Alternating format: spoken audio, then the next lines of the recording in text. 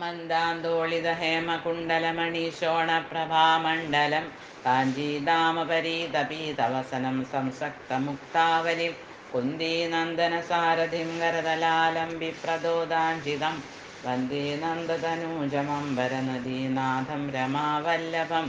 അമ്പലപ്പുഴ ശ്രീകൃഷ്ണ ശരണം, ശ്രീ പാർത്ഥസാരഥയേ ശരണം.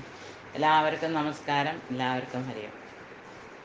കഴിഞ്ഞ ദിവസം നമ്മൾ രണ്ടാമത്തെ അധ്യായത്തിൻ്റെ 42-43 ശ്ലോകങ്ങളെ വരെ മനസ്സിലാക്കി. അതിൽ പറയണത് യാമിമാ പുഷ്പിതാം വാചം പ്രപദ്യന്ത വിപശ്ചിത വേദവാദരതാ പാർത്ഥ ജ്ഞാനതസ്ഥീതി വാദിന കാമാത്മാന സ്വർഗപരാജന്മ കർമ്മഫലപ്രദാ ക്രിയാവിശേഷ ബഹുലാം ഭോഗേശ്വര്യ ഗതിം പ്രതി.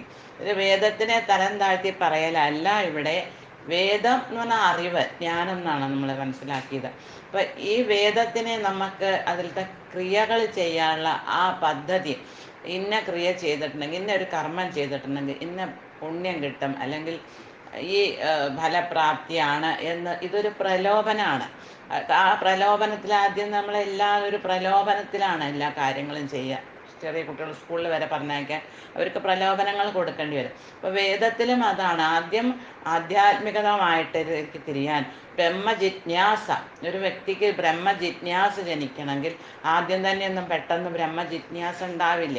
ആധ്യാത്മികമായിട്ട് ആ വഴി കൂടെ പതുക്കെ പതുക്കെ മുന്നോട്ട് കയറുമ്പോഴാണ് അതിൻ്റെ അവസാനത്തെ സ്റ്റേജാണ്, അല്ലെങ്കിൽ അതിൻ്റെ ഫലപ്രാപ്തിയാണ് ബ്രഹ്മം. ആ ബ്രഹ്മ ജിജ്ഞാസ വേണം, അപ്പോഴേ ബ്രഹ്മത്തിന് നമുക്ക് പ്രാപ്തി ചെയ്യാൻ പറ്റുള്ളൂ. അപ്പം ആ ബ്രഹ്മ ജിജ്ഞാസ ഒരു വ്യക്തിയുടെ ഉള്ളിൽ ജനിക്കാൻ വേണ്ടിയിട്ടാണ് ഈ കർമ്മങ്ങളിൽ കൂടെ കടന്നു പോകാൻ പറഞ്ഞത്. അല്ലാണ്ട് ആ കർമ്മങ്ങളിനെ പിടിച്ചു നിൽക്കാനല്ല.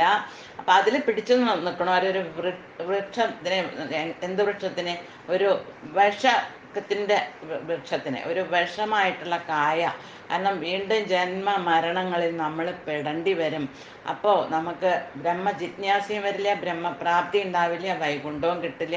വീണ്ടും പുനരഭിജനനം, പുനരഭിമരണം, ഇതിൽ തന്നെ നമ്മൾ പെട്ട് അതിൽ കിടന്ന് കറങ്ങും. അല്ലാണ്ട് വേദത്തിൽ അപ്പോൾ സ്വർഗപ്രാപ്തിക്കുള്ളതുണ്ട്. അത് വേദം എന്ന് പറഞ്ഞാൽ പൂർണ്ണമായിട്ടുള്ള എല്ലാ ജ്ഞാനവും അതിലുണ്ട്. അപ്പം അതിൽ സ്വർഗലോകപ്രാപ്തി, നല്ല പുനർജന്മം, ധന്യമായിട്ടുള്ളത്, പല ലാഭങ്ങളുള്ളത്, നല്ല ഭാഗ്യം, നല്ല വിദ്യാഭ്യാസം, നല്ല ധനികരായുള്ള കുടുംബം, ആഢ്യരായ കുടുംബം, ഇതൊക്കെ നമ്മളെ ഇതിൽ ബന്ധിക്കുകയുള്ളൂ, ബന്ധങ്ങളിൽ ബന്ധിക്കുകയുള്ളൂ.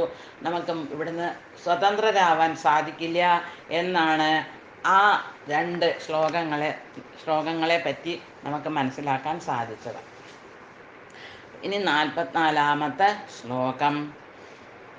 ഭോഗേശ്വര്യപ്രസക്താനാം തയാപഹൃതചേതസാം വ്യവസായാത്മികാ ബുദ്ധി സമാധൗ ന വിധീയതേ.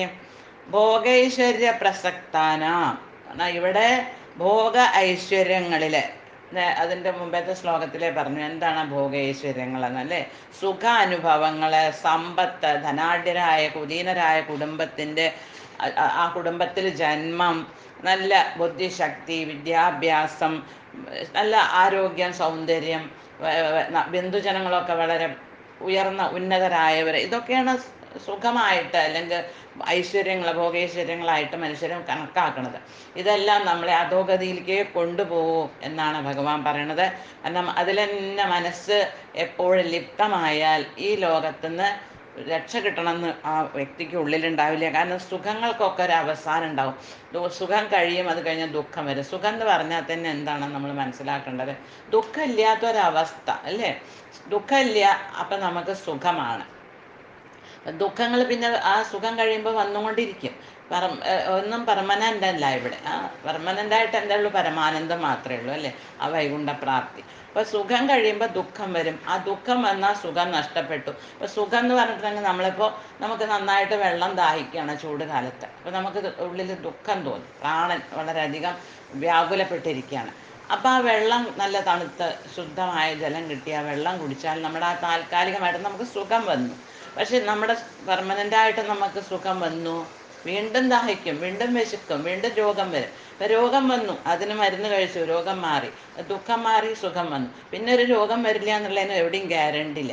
പക്ഷെ പരമസുഖം, അതാണ് പരമാനന്ദമായിട്ട് ആ പരബ്രഹ്മത്തിനെ പ്രാപ്തിയാവാനുള്ള, അത് ആ ജിജ്ഞാസ വരാനുള്ള ഓരോ മാർഗങ്ങളാണ് നമ്മളെ ഇതിൽ കാണിച്ചു തരുന്നത്. അല്ലാതെ ഇത് തന്നെ മുങ്ങി പൊങ്ങി മുങ്ങി പൊങ്ങി കിടന്നിട്ട് വലിയ ലാഭമൊന്നുമില്ല എന്നാണ് ഭഗവാൻ പറയണത്. അപ്പം ഈ ഭോഗ ഐശ്വര്യ പ്രസക്താന എന്ന് പറഞ്ഞാൽ ഭോഗ ഐശ്വര്യങ്ങളിൽ അതിൽ ഭ്രമിച്ചവര്, അതിൽ ആസക്തരായവര്, തയാപഹൃത ചേതസ, ഈ കാര്യങ്ങളിൽ ഈ ഭോഗൈശ്വര്യങ്ങളെ അവരെ അങ്ങോട്ട് ഭ്രമിപ്പിച്ചിട്ടുണ്ട്. അങ്ങനത്തെവര് സമാധോ വ്യവസായിക ബുദ്ധി ന വിധീയതേ. സമാധോ, സമാധി എന്ന് പറഞ്ഞാൽ എന്താണ്? സമമായ ആ അവസ്ഥ, മനസ്സിൻ്റെ ആ ചിത്തത്തിൻ്റെ സമമായ അവസ്ഥ അഥവാ മനോനിയന്ത്രണം. മനസ്സ് അങ്ങോട്ടും ഇങ്ങോട്ടും ചഞ്ചലമാവാതിരിക്കല്, സമാധി അവസ്ഥ. സമാധി എന്ന് പറഞ്ഞാൽ തന്നെ എന്താണ്? മനസ്സിൻ്റെ സമചിത്തത. സമചിത്തത ഉണ്ടെങ്കിലാണ് ആധ്യാത്മികമായിട്ട് മുന്നേറാനും സാധിക്കുള്ളൂ. മനസ്സെപ്പോഴും ചഞ്ചലമായിട്ടുണ്ടെങ്കിൽ എവിടെയും അത് സ്ഥിരമായി നിൽക്കുകയില്ലല്ലോ. അപ്പം ആ മനോനിയന്ത്രണത്തിൽ, അതിൽ വ്യവസായാത്മിക ബുദ്ധി, അതിൽ സ്ഥിരമായിട്ട് ഉത്സാഹിക്കുക. ആ മനസ്സിനെ സമാധാനത്തിൽ സമമാക്കിയിട്ട് സ്ഥിരമായി വയ്ക്കാൻ, അങ്ങനത്തെ ബുദ്ധിയെ അതിൽ ഉറപ്പിക്കാൻ, ബുദ്ധി ആ ഭക്തിയിൽ ഉറപ്പിക്കാൻ ന വിധീയതേ, നിനക്ക് സാധിക്കില്ല അർജുന എന്നാണ് ഭഗവാൻ പറയണത്. കാരണം ഈ ഭോഗൈശ്വര്യങ്ങളിൽ ഇപ്പോൾ ഒന്ന് കണ്ട അങ്ങോട്ട് മനസ്സ് ചാടും, വേറൊന്ന് കണ്ട അങ്ങോട്ട് ചാടും. നല്ലത് കണ്ട അതിലേക്ക് ആസക്തനാവും, മനസ്സിന് ഇഷ്ടപ്പെടാത്ത കണ്ട വ്യാകുലപ്പെടും. അപ്പോൾ ഒരിക്കലും സമാധി അവസ്ഥ ഉണ്ടാവില്ല, അഥവാ സമചിത്തത ഉണ്ടാവില്ല.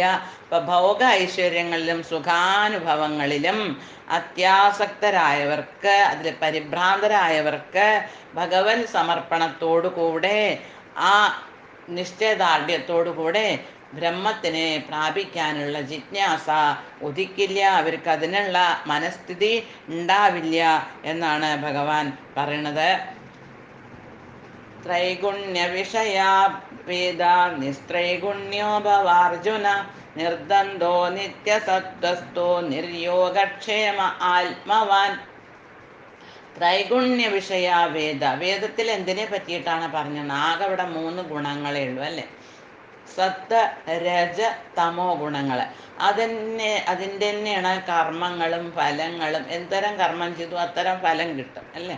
എന്തൊരു വിത്താണോ കുത്തിയിട്ടത് അതനുസരിച്ചിട്ടുള്ള വൃക്ഷം ഉണ്ടാവും, അതിനനുസരിച്ചുള്ള അതിൻ്റെ ഫലം തരും. അതേമാതിരി സത്വഗുണ അടിസ്ഥാനമായിട്ടൊരു കർമ്മം ചെയ്തിട്ടുണ്ടെങ്കിൽ സത്വഗുണമായിരിക്കും അതിൻ്റെ ഫലം. അഥവാ രജോ ഗുണമായാലും തമോ ഗുണമായാലും. അപ്പം ഈ വേദത്തിൽ അതിനെ പറ്റിയിട്ട്, വേദത്തിൻ്റെ വിഷയം തന്നെ ഈ 3 ഗുണങ്ങളെ പറ്റിയിട്ടാണ്. ഹേ അർജുന, വേദങ്ങളെ ത്രൈഗുണ്യ വിഷയ, ഈ ഭൗതിക ലോകത്ത് ഈ 3 ഭൗതിക ഗുണങ്ങളാണ്, അതിനെ സംബന്ധിക്കുന്ന കാര്യങ്ങളാണ് ഈ വേദത്തിൽ വിസ്തരിച്ചിട്ടുള്ള. ത്വം നിസ്ത്രൈഗുണ്യ ഭവ, നീ ഈ 3 ഗുണങ്ങളിൽ നിന്നും മുകളിൽ ഉയർന്നു വാ. അതിന് ആ 3 ഗുണങ്ങളെ നീ ത്യജിക്കണം, ഗുണാതീതനാവണം. കാരണം ബ്രഹ്മം ആവണമെങ്കിൽ, ബ്രഹ്മ ജിജ്ഞാസ വരണമെങ്കിൽ ആ ബ്രഹ്മത്തിന് ഒന്നാമത്തെ കാര്യം അറിയണം. ബ്രഹ്മം എന്ന് പറഞ്ഞാൽ എന്താണ്? ഗുണാതീതനാണ്, നിർഗുണമാണ്. നമ്മൾ പറയാറുണ്ട് നിർഗുണ ബ്രഹ്മം. അതിൻ്റെ അർത്ഥം ഒരു ഗുണമില്ലാത്തവനല്ല, 3 ഗുണങ്ങളെയും ത്യജിച്ചവൻ എന്നാണ് മനസ്സിലാക്കേണ്ടത്. അപ്പം ഈ നിസ്ത്രൈഗുണ്യ ഭവാർജുന, 3 ഗുണങ്ങളിൽ നിന്ന് നീ മുക്തനാവണം. ഈ 3 ഗുണങ്ങളും സത്വഗുണമാണെങ്കിലും നമ്മളെ സ്വർണ്ണ ചങ്ങല കൊണ്ട് കെട്ടിയിട്ട മാതിരിയാണ്. സത്വഗുണമായിരിക്കാം, അതിൻ്റെ ഫലങ്ങളും സത്വഗുണമായിരിക്കും. അപ്പം അതിന്ന് വരണ ആ അതിൻ്റെ വീണ്ടുമുള്ള പ്രക്രിയ വീണ്ടും ഒരു ജന്മത്തിൽ തന്നെയാണ്. അപ്പം ജന്മം നമ്മളെ വീണ്ടും കെട്ടിയിടാണ്. അതുമാതിരി രജോ ഗുണമായാലും തമോ ഗുണമായാലും. അപ്പം അത് കാരണം നീ 3 ഗുണങ്ങളിൽ നിന്ന് മുക്തനാവണം. നീ ദ്വന്ദ്വരഹിതനാവണം. എൻ്റെ നിൻ്റെ എന്നുള്ള ചിന്ത പാടില്ല. നിത്യസത്വസ്ഥ, സത്വഗുണത്തോടു കൂടി സത്വസ്ഥനാവണം. സദാ ശുദ്ധമായിട്ടുള്ള ആധ്യാത്മികതയിൽ സ്ഥിതി ചെയ്യണം. ശുദ്ധമായ ആധ്യാത്മികത എന്ന് പറഞ്ഞിട്ടുണ്ടെങ്കിൽ അതിൽ ഈ സത്വഗുണം പോലും ഇല്ല. അതൊന്നും കൂടി മുക്തമായിട്ടുള്ള, സത്വഗുണത്തിനും അതിൻ്റെതായ ചില ബന്ധങ്ങളുണ്ട് അല്ലേ, ആസക്തികളുണ്ട്. അപ്പം ഈ ആധ്യാത്മികതയിൽ സ്ഥിരമാവണമെങ്കിൽ സത്വഗുണം കൂടിയും പാടില്ല. നീ അതിനെയും ത്യജിച്ച് നീ നിന്റെ കർത്തവ്യമാണ്, ഒരു ക്ഷത്രിയന്റെ കർത്തവ്യമാണ് യുദ്ധം ചെയ്യല്. ആ കർമ്മം നിനക്ക് വിധിച്ചതാണ്, അത് നീ ചെയ്യണം. നിർയോഗക്ഷേമ ആത്മവാൻ. നിർയോഗക്ഷേമ, യോഗം എന്ന് പറഞ്ഞിട്ടുണ്ടെങ്കിൽ എന്താണ്? നമുക്ക് എന്തെങ്കിലും പ്രാപ്തി ചെയ്യുക. ക്ഷേമം എന്ന് പറഞ്ഞാൽ അതിനെ നിലനിർത്തുക. ഇപ്പം ലാഭത്തിലോ അതിൻ്റെ ഭദ്രതയിലോ ഒന്ന് കിട്ടുക. യോഗം എന്ന് പറഞ്ഞാൽ നമ്മുടെ യോഗത്തിന് പല അർത്ഥങ്ങളും നമുക്കിപ്പോൾ പറയാറുണ്ട് ഉണ്ടേനി. അപ്പോൾ ഇവിടെ യോഗം എന്ന് പറഞ്ഞിട്ടുണ്ടെങ്കിൽ യോഗക്ഷേമം വഹാമ്യഹം എന്ന് ഭഗവാൻ തന്നെ ഇനി പറയുന്നുണ്ട്. ആ യോഗം എന്ന് പറഞ്ഞാൽ നമ്മുടെ കയ്യിൽ ഒരു വസ്തുവില്ല, അപ്പോൾ അതിനെ പ്രാപ്തി ചെയ്യുക. എന്നിട്ട് ക്ഷേമം എന്ന് പറഞ്ഞാൽ അതിനെ സുരക്ഷിതമായിട്ട് വെക്കുക, ഭദ്രത. ഇതിൽ രണ്ടിലും നിനക്ക് ആശ ഉണ്ടാവരുത്. ആ ആത്മവാൻ, അപ്പോഴാണ് നീ ആത്മാവിൽ ഉറച്ചവനാവുള്ളൂ. അത്തരത്തിലുള്ളവനാണ് ആത്മവാനാവുള്ളൂ, ബ്രഹ്മജിജ്ഞാസു ആവുള്ളൂ എന്നാണ് ഭഗവാൻ പറയണത്. അപ്പൊ പ്രകൃതിയുടെ 3 ഗുണങ്ങളായിട്ടുള്ള സത്വ രജ തമോ ഗുണങ്ങളാണ് വേദത്തിൽ പറഞ്ഞിട്ടുള്ളത്. അല്ലേ അർജുന, നീ അതിനെല്ലാം അതിക്രമിക്കണം. അഥവാ നീ ഗുണാതീതനാവണം. നിർഗുണ ബ്രഹ്മത്തിനെ പ്രാപിക്കണമെങ്കിൽ നിർഗുണ ബ്രഹ്മം തന്നെ ആവാൻ ശ്രമിക്കണം. എല്ലാ ഗുണങ്ങളെയും ത്യജിക്കണം. അപ്പോഴാണ് ജലം ശുദ്ധജലമായിട്ട് ഒരു ജലത്തിന് മാറണമെങ്കിൽ അതിലേക്ക് ചേർക്കുന്നത് ശുദ്ധം തന്നെയാവണം, അല്ലേ? അല്ലെങ്കിൽ അത് രണ്ടും വേറെ. വെള്ളത്തിൻ്റെ ഉള്ളിലേക്ക് നമ്മൾ എണ്ണ ഒഴിച്ചിട്ടുണ്ടെങ്കിൽ അത് രണ്ടും കൂടി ഒന്നായി കലർന്ന് ഒരുമാതിരി ആവില്ല. രണ്ടും വേറെ വേറെ നിൽക്കും. കാരണം വെള്ളത്തിൻ്റെ ഗുണമല്ല, വെള്ളത്തിന് ഗുണങ്ങളില്ല. അങ്ങനെ നോക്കിയാൽ ഗുണമുണ്ട്, പക്ഷെ അങ്ങോട്ട് സങ്കല്പിക്കുക അതിന് ഗുണമില്ല. അപ്പോൾ എണ്ണയ്ക്ക് അതിൻ്റെതായ ഗുണമുണ്ട്, അപ്പോൾ രണ്ടും കൂടി യോജിക്കില്ല, അത് വേറെ വേറെ വിട്ടു നിൽക്കും. അപ്പം ആ ബ്രഹ്മമായിട്ട്, അല്ലെങ്കിൽ നീ ബ്രഹ്മത്തിൽ ഉറച്ചു നിന്നിട്ട് നിന്റെ കർത്തവ്യം ചെയ്താൽ മാത്രമേ നിനക്ക് ബ്രഹ്മപ്രാപ്തി കിട്ടുള്ളൂ. അപ്പം നീ അതിന് ഈ 3 ഗുണങ്ങളെയും ത്യജിക്കണം. എന്നിട്ട് അതിന്ന് വരുന്ന ലാഭനഷ്ടം, യോഗക്ഷേമങ്ങളെ പറ്റി നീ ഉത്കണ്ഠിതനാവരുത്. അതിൽ നിന്നുള്ള ഉത്കണ്ഠ ചിലപ്പോൾ നാശമാവാം, നിന്റെ ശരീരം നശിക്കാം, അല്ല നിനക്ക് ജയിച്ചിട്ട് നിനക്ക് രാജ്യപ്രാപ്തിയും കിട്ടും. അപ്പം ഇതിൻ്റെ ഉത്കണ്ഠ പാടില്ല എന്നും ഭഗവാൻ പറയാണ്. ഇതിന്ന് മുക്തനാവണം, എന്നിട്ട് ആത്മാവിൽ ഉറച്ചു നിൽക്കണം. എന്നാൽ ആ ബ്രഹ്മത്തിനെ പൂർണ്ണമായി നീ ആ ബ്രഹ്മത്തിൽ ഉറച്ചു നിൽക്കണം. ആത്മാവ് എന്ന് പറഞ്ഞാൽ അവിടെ ബ്രഹ്മം തന്നെ എന്ന് വേണം. ഓരോ വ്യക്തിയുടെയും ഉള്ളിലിരിക്കുന്ന ബ്രഹ്മം തന്നെയാണ് അതിൻ്റെ ആത്മാവ്. അപ്പം അതിൽ ഉറച്ചു നിൽക്കണം. വേദങ്ങളിലധികവും പറഞ്ഞിട്ടുള്ളത് എന്താണ്? ഈ കാമ്യകർമ്മങ്ങള് ഫലേച്ഛയോടുകൂടി ചെയ്യണ കർമ്മങ്ങളെ പറ്റിയിട്ടാണ്. ആ ഇച്ഛകളെയെല്ലാം നീ ത്യജിക്കണം. വേദത്തിൽ അത് പറഞ്ഞു, വേദത്തിൽ ഇത് പറഞ്ഞു, അത് കാരണം എനിക്ക് അതേ പറ്റൂ, ഇതേ പറ്റൂ, പാപം കിട്ടും, പുണ്യം കിട്ടും, ഇതിലൊന്നും നീ അധികം ആസക്തനാവണ്ട, ഒട്ടും ആസക്തനാവണ്ട എന്നാണ് ഭഗവാൻ പറയണത്. യാവാനർത്ഥ ഉദപാനേ സർവത സംപ്ലുതോദകേ താവാൻ സർവേഷു വേദേഷു ബ്രാഹ്മണ്യസ്യ വിജാനത. ഭഗവാൻ ഒരു ഉദാഹരണം പറയുകയാണ്. ഇപ്പൊ ധാരാളം ജലമുള്ള, നിറയെ ജലം, ശുദ്ധമായിട്ടുള്ള ജലം നിറഞ്ഞു നിൽക്കണ വലിയ ഒരു തടാകമുള്ളപ്പോൾ ഒരു ബുദ്ധിയുള്ള ഒരു വ്യക്തി, അഥവാ ഒരു ജ്ഞാനിയായിട്ടുള്ള വ്യക്തി ചെറിയ ഒരു കിണറിനെ ജലത്തിന് വേണ്ടി ആശ്രയിക്കില്ല, അല്ലേ? വെള്ളം കുടിക്കാനാണെങ്കിലോ കുളിക്കാനാണെങ്കിലോ ആ വലിയ തടാകത്തിനെ ആശ്രയിക്കുള്ളൂ.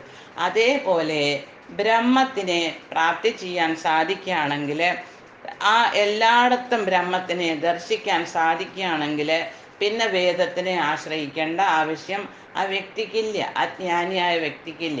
കാരണം കാണുന്നതൊക്കെ ഇവിടെ ഭഗവാന്റെ സ്വരൂപമാണ്.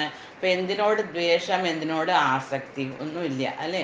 ആ വിരക്തനായിട്ടുള്ള ആ അവസ്ഥയിൽ, ഇവിടെ വിരക്തം എന്ന് പറഞ്ഞാൽ രാഗദ്വേഷമുക്തനായിട്ട്, ഒന്നിനോടും ആസക്തിയില്ല, ഒന്നിനോടും ദ്വേഷമില്ല, സമമായിട്ട് എല്ലാറ്റിലും ബ്രഹ്മത്തിനെ മാത്രം കാണുമ്പോൾ പിന്നെ ആ വേദങ്ങളെ ആശ്രയിച്ച് അതിനനുസരിച്ച കർമ്മങ്ങളോ അല്ലെങ്കിൽ അതിനനുസരിച്ചിട്ടുള്ള ആ തത്വങ്ങളോ അതിനെ ആശ്രയിക്കേണ്ട ആവശ്യമില്ല. അപ്പം ആർക്കാണ് ആ ചെറിയ കിണറിനെ ആശ്രയിക്കേണ്ടി വരിക, അഥവാ വേദത്തിനെ ആശ്രയിക്കേണ്ടി വരിക? വേദത്തിനെ ഇവിടെ നിരാകരിക്കുകയല്ല, വേദത്തിൻ്റെ പ്രസക്തിയെ കുറച്ച് പറയുമല്ല. സാധാരണ ജനങ്ങൾക്ക് ആ ദൃഷ്ടിയില്ല. എല്ലാറ്റിലും ബ്രഹ്മത്തിനെ കാണാനുള്ള ദൃഷ്ടി നമ്മളെ മാതിരിയുള്ള സാമാന്യ ജനങ്ങൾക്കില്ല. അപ്പം അവർക്ക് വേദത്തിൽ പറഞ്ഞതിനെ ആശ്രയിച്ചേ പറ്റുള്ളൂ. പക്ഷേ ഇവിടെ അർജുനനെ മാതിരിയുള്ള ഒരു വ്യക്തിക്ക് ഭഗവാൻ സ്വയം അദ്ദേഹത്തിൻ്റെ മിത്രമാണ്. അദ്ദേഹത്തിൻ്റെ എല്ലാ തരത്തിലുള്ള ഗുരുവായിട്ടും അവിടെ എല്ലാ തരത്തിലും ആയിട്ട് നിൽക്കുമ്പോൾ അവിടെ വേദത്തിൻ്റെ ആവശ്യമില്ല. കാരണം ഭഗവാനിൽ നിന്ന് പ്രകടമായതാണ് വേദം, അല്ലാണ്ട് വേദത്തിൽ നിന്ന് ഭഗവാൻ പ്രകടമായതല്ല. അപ്പം വേദത്തിനേക്കാളും ഉയർന്ന പടിയിലുള്ളതാണ് ഭഗവാന്റെ അവസ്ഥ. അപ്പം ആ ഭഗവാനെ പ്രാപ്തിയായ സ്ഥിതിക്ക് ഇനി വേദത്തിൻ്റെ ആവശ്യമില്ല. അപ്പം ഈ ചെറിയൊരു കിണറിൻ്റെ ആവശ്യം അപ്പം അവിടെ അർജുനനില്ല. കാരണം വിശാലമായൊരു ശുദ്ധജല തടാകം പ്രാപ്തിയാണ്, അഥവാ ബ്രഹ്മം എല്ലാറ്റിലും നിറഞ്ഞു നിൽക്കുന്നു എന്ന് അവിടെ ആ അർജുനൻ അറിയാം. അപ്പം പിന്നെ ഈ ചെറിയ ചെറിയ കാര്യങ്ങളെ അല്ലെങ്കിൽ വേദത്തിൽ പറഞ്ഞിട്ടുള്ള പല ഉദ്ദിഷ്ടമായിട്ടുള്ള കാര്യങ്ങളെ ആശ്രയിക്കേണ്ട ആവശ്യം ഇല്ല എന്നാണ് ഭഗവാൻ പറയുന്നത്. പക്ഷെ സാധാരണക്കാർക്കോ ആ ദൃഷ്ടി വന്നിട്ടില്ല. അവർക്ക് വേദത്തിനെ ആശ്രയിക്കേണ്ടി വരും. വേദത്തിൽ പറഞ്ഞ മാതിരിയുള്ള ജീവിതം നയിക്കണം. ഇവിടെ വേദത്തിനെ ഒട്ടും തന്നെ തിരസ്കരിക്കല്ല, അതിൻ്റെ പ്രസക്തി കുറച്ച് പറയല്ല എന്ന് നമ്മൾ വീണ്ടും വീണ്ടും ഈ കാര്യങ്ങൾ മനസ്സിലാക്കണം. ദൃഷ്ടി എങ്ങനെയാണോ അതിനനുസരിച്ചിട്ട് വേണം. ദൃഷ്ടി ആ സ്ഥിതിയിൽ എത്തിയിട്ടുണ്ടെങ്കിൽ അവർക്ക് ഇത് ബാധ്യമല്ല. പക്ഷെ സാധാരണക്കാർക്ക് ഇത് ബാധ്യമാണ്. ഇനി അടുത്ത ശ്ലോകം. ഇത് വളരെ പ്രസിദ്ധമായ ഒരു ശ്ലോകമാണ്. നമ്മളൊക്കെ കുട്ടിക്കാലം മുതൽക്ക് വെറുതെ കേട്ടിട്ടുണ്ടാവും അല്ലേ? കർമ്മണ്യേവാധികാരസ്തേ മാ ഫലേഷു കദാചന മാ കർമ്മഫലഹേതുർഭോ മാ ദേ സംഗോസ്ത്വകർമ്മണി.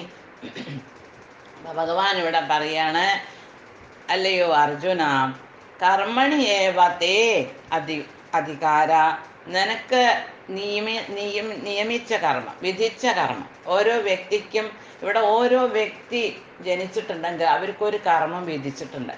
ആ കർമ്മത്തിൽ നിന്ന് അധിഷ്ഠിതമായിട്ട് നമ്മുടെ ജീവിതം മുന്നോട്ട് പോകണം.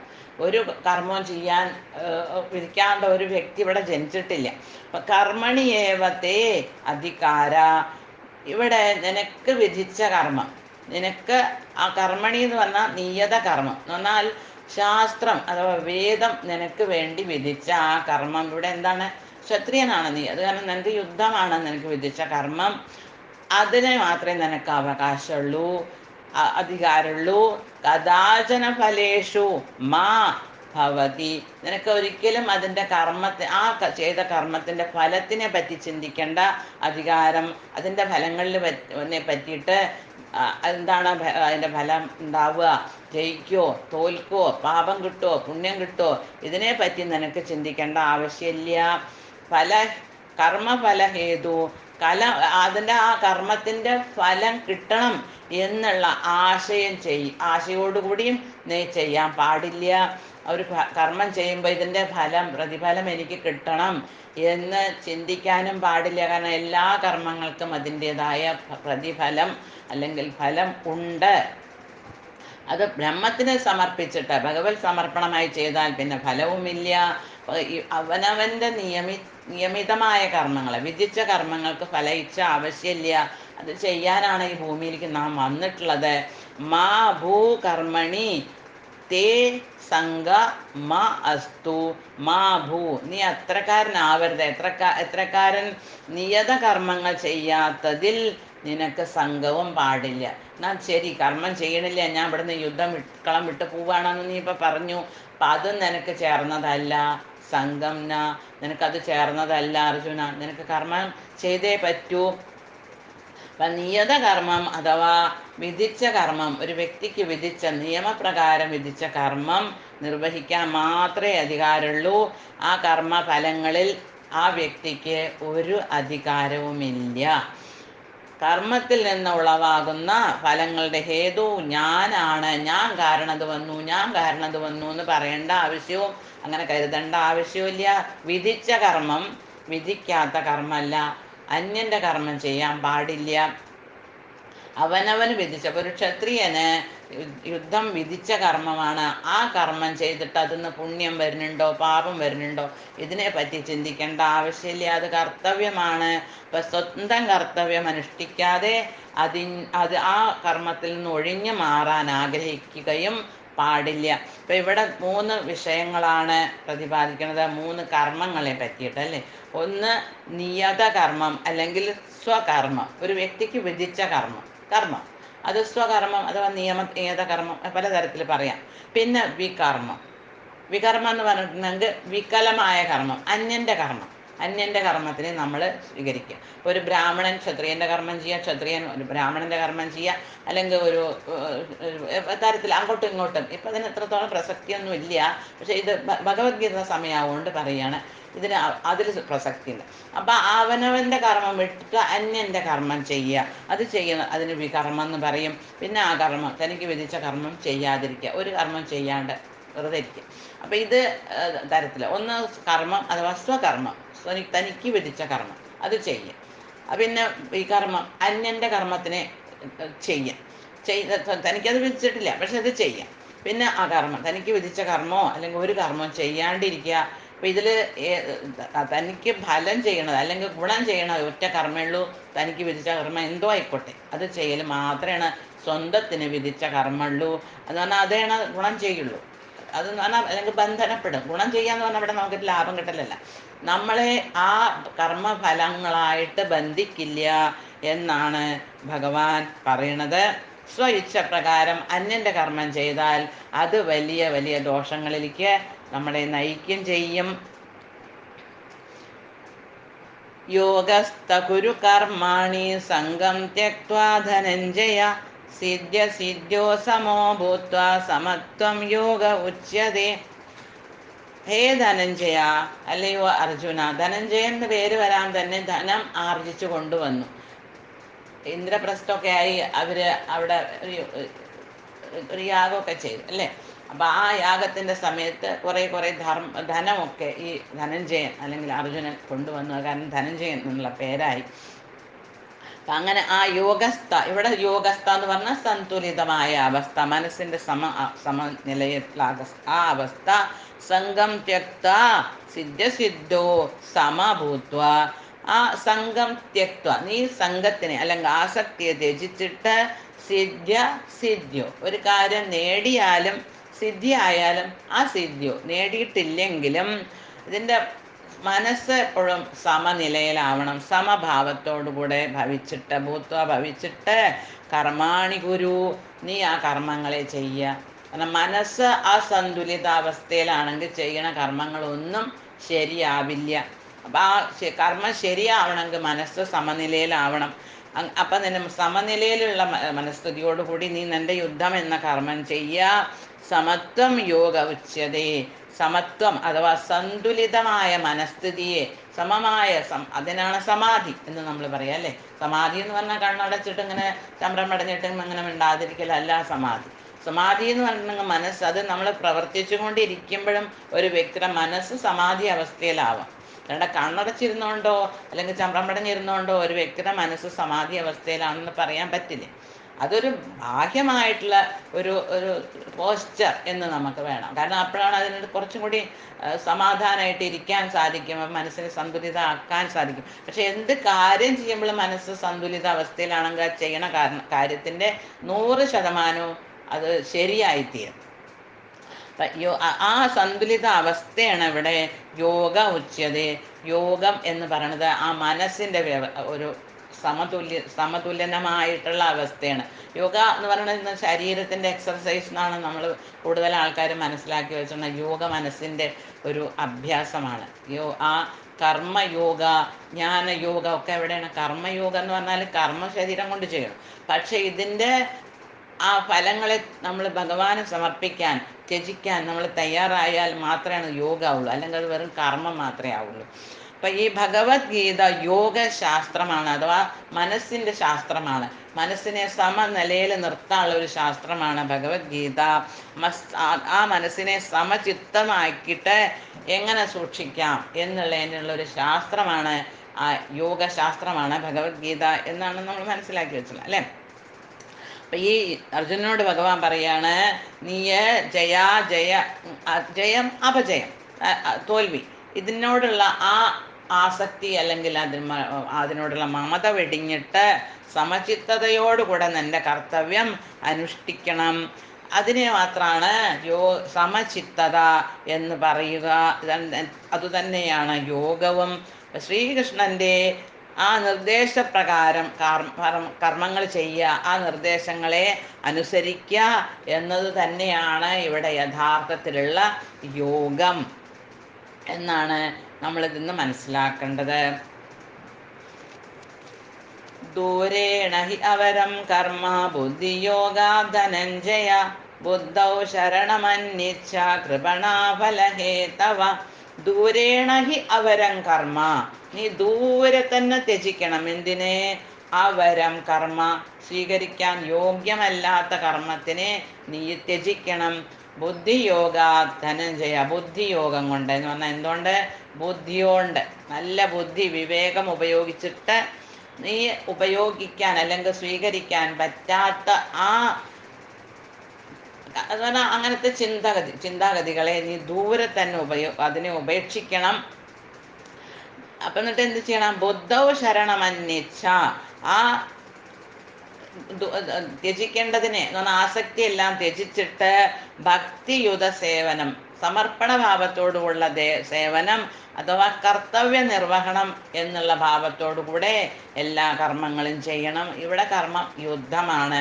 ഇപ്പോൾ ബുദ്ധൗ ശരണമന്വിച്ഛ, ആ ബുദ്ധിയെ നീ ശരണം പ്രാപിക്കണം, വിവേകത്തോടു കൂടെ കാര്യങ്ങൾ ചെയ്യണം. കൃപണാഫലഹേതവ, ആരാണ് കൃപണന്മാര്? ഫല ഇച്ഛുക്കളായവര്. എനിക്ക് ഈ കർമ്മം ഞാൻ ചെയ്തു, ഇതിൻ്റെ ഫലം ഞാൻ തന്നെ അനുഭവിക്കും എന്ന് ആര് വിചാരിക്കണു അവര് കർമ്മഫല ഇച്ഛുക്കൾ ആരാണ്? പിശുക്കന്മാരാണ്, കൃപണന്മാരാണ്. കൃപണന്മാര് സ്വാർത്ഥരുമാവും. പിശുക്കന്മാര് സ്വാർത്ഥരാവില്ലേ? തീർച്ചയായിട്ടും ഒരുപാട് പിശുക്കുള്ളവർ സ്വാർത്ഥർ തന്നെയാവും. ഭഗവാൻ പറയാണ്, ഹേ ധനഞ്ജയ, നീ നികൃഷ്ടമായിട്ടുള്ള അഥവാ ഭഗവാൻ ഇവിടെ ഫലേച്ഛയോടുകൂടെ ചെയ്യുന്ന കർമ്മങ്ങളെയൊക്കെ നികൃഷ്ടമായത് എന്നാണ് പറഞ്ഞിട്ടുള്ളത്. ഈ അവരം കർമ്മ, അത് സ്വീകരിക്കാൻ പറ്റാത്തതാണ്, അത് അവരമാണ്, എന്നാൽ നികൃഷ്ടമാണ്. അങ്ങനത്തെ ആ കർമ്മങ്ങളെ, ഫലേച്ഛയോടുകൂടി ചെയ്യുന്ന കർമ്മങ്ങളെ എല്ലാം നീ ത്യജിക്കണം. അതിനെ സമർപ്പണ സേവന ഭാവത്തോടു കൂടെ സ്വയത്തിനെ ഭഗവാന് വേണ്ടി സമർപ്പിച്ചുകൊണ്ട് ചെയ്യുന്ന സേവനമായിട്ട് അതിനെ മാറ്റണം. ആ ബോധത്തോടു കൂടെ നീ കർമ്മം ചെയ്യാണ്, നീ ബ്രഹ്മത്തിനെ ശരണം പ്രാപിക്കുകയാണെങ്കിൽ നിനക്ക് ഒരു കർമ്മഫലങ്ങളുടെയും പാപമോ പുണ്യമോ അനുഭവിക്കേണ്ടി വരില്ല. കൃപണരാണ് ഫല ഇച്ഛുക്കള് എന്നാണ് ഭഗവാൻ പറയണത്. ബുദ്ധിയുക്തോ ജഹാതീഹ ഉഭേ സുകൃത ദുഷ്കൃതേ തസ്മാത് യോഗായ യുജ്യസ്വ യോഗകർമ്മസു കൗശലം. ബുദ്ധിയുക്ത ഇഹ സുകൃത ദുഷ്കൃതേ. ബുദ്ധിയുക്തന്മാരെന്ന് പറഞ്ഞാൽ ബുദ്ധി പ്രയോഗിച്ചിട്ട് കർമ്മങ്ങൾ ചെയ്യുന്നവർ ആരാണ്? അവര് അത് ഭഗവത് സമർപ്പണമായിട്ട് കർമ്മങ്ങൾ ചെയ്യുക. കാരണം ബുദ്ധി നല്ല ബുദ്ധിപൂർവ്വം കാര്യങ്ങൾ ചെയ്യുന്നവര് ഒരിക്കലും ഫലത്തിനെ ഇച്ഛിക്കില്ല. കാരണം ഫലം ഇവിടെ കെട്ടിയിടുകയുള്ളൂ. സത്കർമ്മമാണെങ്കിലും ദുഷ്കർമ്മമാണെങ്കിലും അതിൻ്റെ ഫലം നമ്മളെ വീണ്ടും ഈ ഭൂമിയിലേക്ക് തന്നെ അത് അനുഭവിക്കാൻ വേണ്ടി വരും. അപ്പം ഈ ജന്മത്തിൽ സത്കർമ്മം ചെയ്ത് അടുത്ത ജന്മം നല്ലൊരു മനുഷ്യജന്മം കിട്ടി വീണ്ടും സത്കർമ്മം ചെയ്യും അതിനുള്ള മനസ്ഥിതി ഉണ്ടാവുന്നുള്ളതിന് ഗ്യാരണ്ടി ഇല്ല. പിന്നെ ദുഷ്കർമ്മം ചെയ്തിട്ടുണ്ടെങ്കിലോ, പക്ഷേ എത്ര സത്കർമ്മം ചെയ്ത് എത്ര നല്ല ധനാട്യ കുടുംബത്തിലും എന്തെന്നെ കിട്ടിയാലും ദുഃഖം തന്നെ അല്ലേ? മനുഷ്യ ജീവിതത്തിൽ എന്തെല്ലാം ദുഃഖങ്ങൾ അനുഭവിക്കേണ്ടി വരും. ഒരു ദുഃഖം അനുഭവിച്ചില്ലെങ്കിൽ അവസാനം മരണം എന്നുള്ള ദുഃഖം തീർച്ചയായിട്ടും എല്ലാവർക്കും അനുഭവിക്കേണ്ടി വരും. അപ്പം അത് എന്തായാലും സ്വർണം കൊണ്ടുള്ള കൂടാണെങ്കിലും വെള്ളി കൊണ്ടുള്ളതാണെങ്കിലും ഇരുമ്പുകൊണ്ടുള്ളതാണെങ്കിലും കൂടാണ് അല്ലേ? അതിൽ കിടന്നിട്ട് അസ്വതന്ത്രമായിട്ടുള്ള ജീവിതം തന്നെ നയിക്കേണ്ടി വരും. അപ്പം അത് ബുദ്ധിയുക്തമുള്ളവർ, അത് വിവേകികൾ അതിനെ സ്വീകരിക്കാൻ തയ്യാറാവില്ല. അപ്പം അതിനെ നീ ത്യജിക്കണം. ബുദ്ധി ഉപയോഗിച്ചിട്ട് ഇതിനെ ത്യജിക്കണം. ഈ ദുഷ്കൃതം സുകൃതം ആദിയായിട്ടുള്ള എന്ന് പറഞ്ഞാൽ പുണ്യ പാപഫലങ്ങളെയൊക്കെ നീ ത്യജിക്കണം. കാരണം ബുദ്ധിശാലികളൊന്നും പുണ്യപാപങ്ങളെ സ്വീകരിക്കാൻ തയ്യാറാവില്ല എന്നാണ് ഭഗവാൻ പറയണത്. ഇഹ എന്ന് പറഞ്ഞാൽ ഈ ജന്മത്തിൽ തന്നെ, അല്ലെങ്കിൽ ഈ ലോകത്ത് തന്നെ, സുകൃത ദുഷ്കൃത ഉഭേ ജഹതി, ഇതിനെ ഈ ലോകത്തിൽ അല്ലെങ്കിൽ ഈ ജന്മത്തിൽ തന്നെ നീ ഇതിനെല്ലാം ഉപേക്ഷിക്കണം, എന്നാൽ വീണ്ടും ഒരു ജന്മം ഉണ്ടാവില്ല. തസ്മാത് യോഗായ ഉജ്ജസ്ത, അതുകൊണ്ട് ഭക്തിപൂർവ സേവനം. അവിടെ യോഗായ എന്ന് പറഞ്ഞിട്ടുണ്ടെങ്കിൽ എന്താണ്, ഇവിടെ ഭഗവത് സമർപ്പണമായിട്ട് യുജ്ജസ്വ, നീ ആ ബ്രഹ്മമായിട്ട് യോജിച്ചു ചേരാൻ ഒരുങ്ങിയാലും, ബ്രഹ്മമായി മാറാൻ നീ ഒരുങ്ങിയാലും, കാരണം വീണ്ടും ഒരു മനുഷ്യജന്മം പോയിട്ട് ഒരു ജന്മം കിട്ടിയില്ല എങ്കിൽ എന്താ ഉണ്ടാവുക? ഭഗവത് പ്രാപ്തിയാവും, ബ്രഹ്മമായി മാറാൻ സാധിക്കും. അതിന് നീ തയ്യാറായാലും ഒരുങ്ങിയാലും യോഗ കർമ്മസു കൗശലം. ഇപ്പം യോഗ എന്ന് പറഞ്ഞാൽ തന്നെ എന്താണ്? ഇവിടെ യോഗയ്ക്ക് കർമ്മകുശലത എന്നാണ് പറയുന്നത്. അപ്പോൾ ഇവിടെ യോഗ എന്നുള്ളതിന് പറയുന്നത് കർമ്മകുശലത. അപ്പം ഈ നേരത്തെ പറഞ്ഞു മനസ്സിൻ്റെ സമചിത്തത, ഇവിടെ പറയണു കർമ്മകുശലത. രണ്ടും തമ്മിൽ വലിയ വ്യത്യാസമല്ലേ അല്ലേ? സമചിത്തത ഉണ്ടെങ്കിൽ തന്നെയാണ് കർമ്മകുശലത ഉണ്ടാവുള്ളൂ. അപ്പം ആ ഭഗവത് സമർപ്പണമായിട്ട് കർമ്മം ചെയ്യൽ തന്നെയാണ് കർമ്മകുശലത. അതിന് നീ ഒരുങ്ങിയാലും എന്നാണ്. അപ്പം എന്താണ്? അതിനൊരു പ്രതിഫലനം ഉണ്ടാവില്ല, അതിന് പുണ്യപാപങ്ങൾ ഉണ്ടാവില്ല. അപ്പോൾ അതോടുകൂടെ ആ ജന്മം അത് അവിടെ അവസാനിക്കും, ബ്രഹ്മമായി മാറും ചെയ്യും. ഇതിനൊരു ജന്മം എടുക്കേണ്ട ആവശ്യമില്ല. ഭക്തിഭരിതമായിട്ടുള്ള സേവനത്തിൽ ഏർപ്പെടുന്നവന് ഈ ലോകത്ത് തന്നെ, അഥവാ ഈ ജന്മത്തിൽ തന്നെ പുണ്യപാപമായിട്ടുള്ള കർമ്മങ്ങളിൽ നിന്ന് മുക്തനാവാൻ സാധിക്കും. അതിനാൽ നീ കർമ്മകുശലതയ്ക്ക് അല്ലെങ്കിൽ യോഗത്തിനായിട്ട് പ്രയത്നിക്കണം, അഥവാ നീ ഇനി യുദ്ധം ചെയ്യണം അല്ലെങ്കിൽ പ്രവർത്തിക്കണം. ഹേ അർജുന, കർമ്മകുശലത തന്നെയാണ് ഇവിടെ യോഗം എന്നാണ് ഭഗവാൻ പറയുന്നത്. അതിനാൽ സമചിത്തനായിട്ട് സ്വകർമ്മമായിട്ടുള്ള സ്വധർമ്മവും സ്വകർമ്മവുമായിട്ടുള്ള യുദ്ധത്തിന് ആ കർത്തവ്യബോധത്തോടു കൂടെ നീ തയ്യാറായിട്ട് ആ കർമ്മത്തിനെ നീ നിർവഹിച്ചാലും എന്നാണ് ഭഗവാൻ അർജുനടുത്ത് ഉപദേശിക്കുന്നത്. കർമ്മജംബുദ്ധിയുക്താ ഹി ഫലം ത്യക്ത്വാ മനീഷിണ ജന്മബന്ധവിനിർമുക്ത പദം ഗച്ഛന്ത്യനാമയം. മനീഷികൾ, മനീഷിണ എന്ന് പറഞ്ഞാൽ മനീഷികൾ എന്ന് പറഞ്ഞിട്ടുണ്ടെങ്കിൽ യോഗികള്, മുനികള് എന്നൊക്കെ നമുക്ക് പറയാം. മനനം ചെയ്യുന്നവർ. മുനി എന്ന് പറഞ്ഞാൽ തന്നെ എന്താണ്? മിണ്ടാതെ ഇങ്ങനെ ഇരിക്കുന്ന വ്യക്തിയല്ല, മനനം ചെയ്യണം. മനസ്സിൽ അതിനെപ്പറ്റി ഇങ്ങനെ എന്തെങ്കിലും ഒന്ന് കേട്ട, അപ്പം നമ്മൾ ഭഗവത്ഗീതയെ പറ്റി കേൾക്കണം, അല്ലെങ്കിൽ അതിനെ വായിക്കണം. അതിനെപ്പറ്റി വായിച്ചു അല്ലെങ്കിൽ കേട്ടു വിട്ടു കളഞ്ഞു, അതുകൊണ്ട് നമുക്ക് ഈ ഒരു ലാഭവും ഉണ്ടാവാൻ പോണില്ല. നമ്മളതിനെ മനനം ചെയ്യണം. ഭാഗവതത്തിലൊരു കഥ കേട്ടിട്ടുണ്ടാവും, ദ്വന്ദ്കാരുടെ അല്ലേ? ഭാഗവതത്തിൽ ദ്വന്ദ്കാരുടെ ഒരു കഥ ഉണ്ട്. അവിടെ ആ ഗോകർണൻ അനേകം ആ ഗ്രാമവാസികൾക്ക് എല്ലാവർക്കും ആയിട്ടാണ് ഭാഗവത സപ്താഹം നടത്തിയത്. പക്ഷെ ദ്വന്ദ്കാരിക്ക് ഒരു ശരീരം ഉണ്ടായിരുന്നില്ല, പ്രേതാത്മാവായിരുന്നു അല്ലേ? ആ പ്രേതാത്മാവ് ഒരു കാറ്റിൻ്റെ രൂപത്തിൽ ഒരു മുളയുടെ ഉള്ളിൽ കയറിക്കൂടി. എന്നിട്ട് അവിടെ ഇരുന്നിട്ട് ദിവസം മുഴുവൻ ഈ ഭാഗവതം കേട്ടു. മറ്റുള്ളവരൊക്കെ അത് കേട്ടു. വൈകുന്നേരം അവിടെ നിന്ന് എണീറ്റ് പോയി, വീട്ടിൽ പോയി അവരവരുടെ കാര്യങ്ങളിൽ വ്യാപൃതരായി. പിറ്റേ ദിവസം രാവിലെ എണീറ്റ് വന്നു.